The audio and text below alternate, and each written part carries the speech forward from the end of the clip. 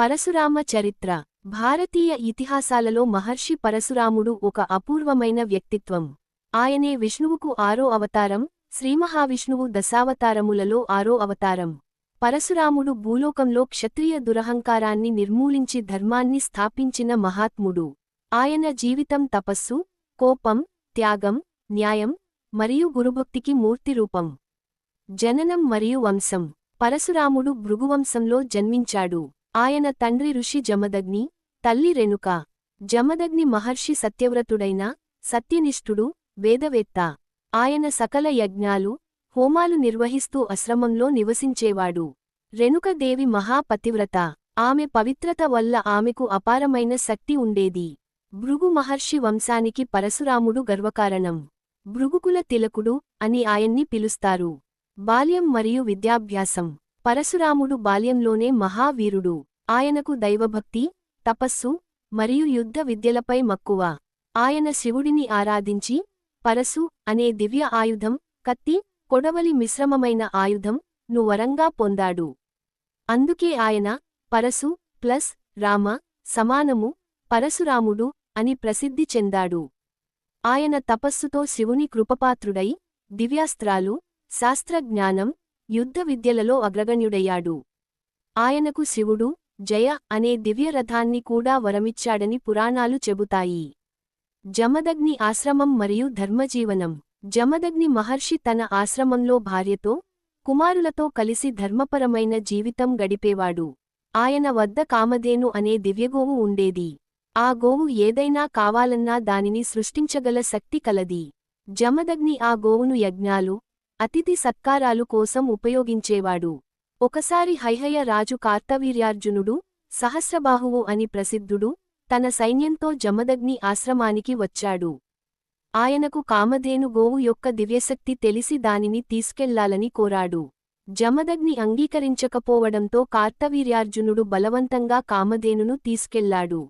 పరశురాముని కోపాగ్ని. పరశురాముడు ఆశ్రమానికి తిరిగి వచ్చి జరిగిన దుశ్చర్య తెలుసుకున్నాడు. తండ్రి అనుమతితో ఆయన రాజ్యానికి వెళ్లి, యుద్ధరంగంలో కార్తవీర్యార్జునుడిని పోరాడి, తన దివ్య పరశుతో అతనిని సంహరించాడు. కామధేనును తిరిగి ఆశ్రమానికి తీసుకొచ్చాడు. అయితే ఈ సంఘటనతో హైహయ వంశస్థులు కోపగ్నిలో రగిలారు. కొంతకాలానికి వారు జమదగ్ని ఆశ్రమానికి వచ్చి, జమదగ్ని మహర్షిని దారుణంగా హత్యచేశారు. రేణుకదేవి తన భర్త మృతదేహాన్ని చూసి విలపించింది. తల్లిదండ్రుల ప్రతీకారం. తండ్రి మరణం గురించి తెలుసుకున్న పరశురాముడు ఆగ్రహంతో మండిపోయాడు. ఆయన ప్రతిజ్ఞ చేశాడు, క్షత్రియ వంశమును భూమిపై నుండి తుడిచివేయు వరకు నేను విశ్రాంతి తీసుకోను. ఈ ప్రతిజ్ఞతో ఆయన పరశును చేతబట్టి, సమస్త క్షత్రియులను యుద్ధరంగంలో సంహరించడం ప్రారంభించాడు.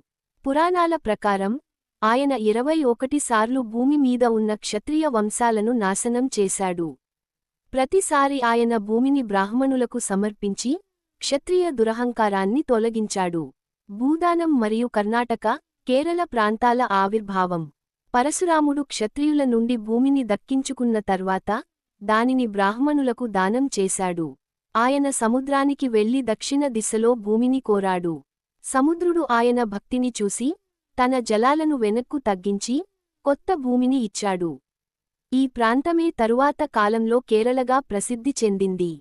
అందుకే కేరళను పరశురామ క్షేత్రం అని అంటారు.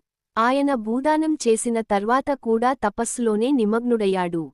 పరశురాముడు మరియు రాముడు. రామాయణంలో పరశురాముడు ముఖ్య పాత్ర పోషించాడు.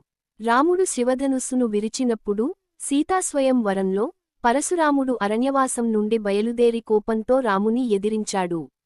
ఎందుకంటే ఆ ధనుస్సు ఆయన ఆరాధ్యుడైన శివుడిది. అయితే రాముడు నమ్రతతో, ధర్మపరమైన సమాధానంతో, తన దివ్యత్వాన్ని పరశురామునికి చాటాడు. రాముడి వైభవాన్ని గ్రహించిన పరశురాముడు తన కోపాన్ని విడిచి, ఆయన్ను విష్ణు అవతారంగా గుర్తించి నమస్కరించాడు.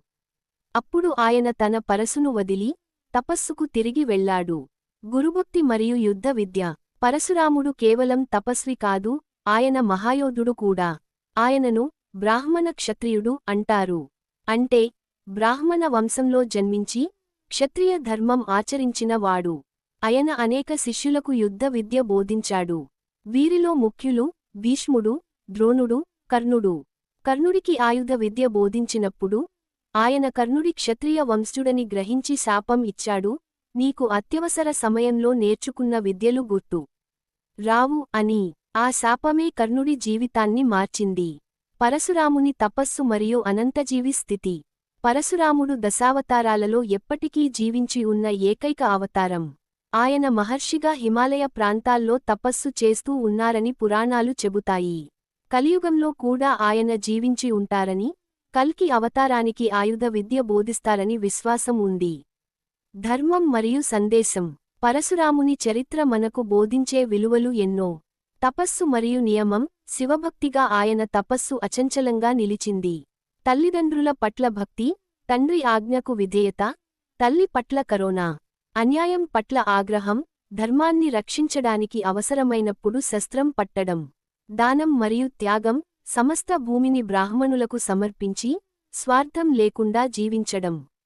జ్ఞానం మరియు యుద్ధ సమతుల్యత. జ్ఞానము, శక్తి రెండూ సమానంగా అవసరం అని ఆయన చూపించాడు. పరశురాముడు. సాంస్కృతిక ప్రాధాన్యం. భారతదేశంలోని అనేక ప్రాంతాల్లో పరశురాముని పూజించబడతారు. కేరళలో, గోవాలో, మహారాష్ట్రలో ఆయనకు ప్రత్యేక ఆలయాలు ఉన్నాయి. తెలుగునాట కూడా ఆయనకు అనేక క్షేత్రాలు ఉన్నాయి, ముఖ్యంగా భీమేశ్వర, మహేశ్వర ప్రాంతాల్లో ఆయన స్మరణ ఉంటుంది.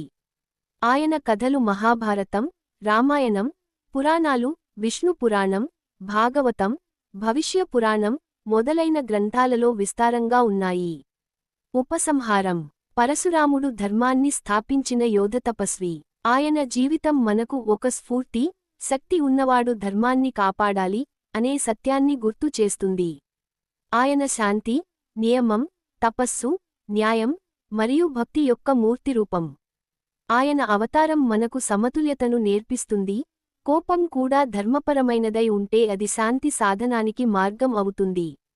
మొత్తం చెప్పాలంటే, పరశురాముడు కేవలం ఒక యోధుడు కాదు, ఒక మహాత్ముడు. ఆయన యుగయుగాలకు ధర్మసూత్రాన్ని కాపాడిన వాడు. తపస్సు, ధర్మం, కరుణ, యుద్ధం ఇవన్నీ సమన్వయంగా ఉన్న అపూర్వ అవతారం ఆయనది.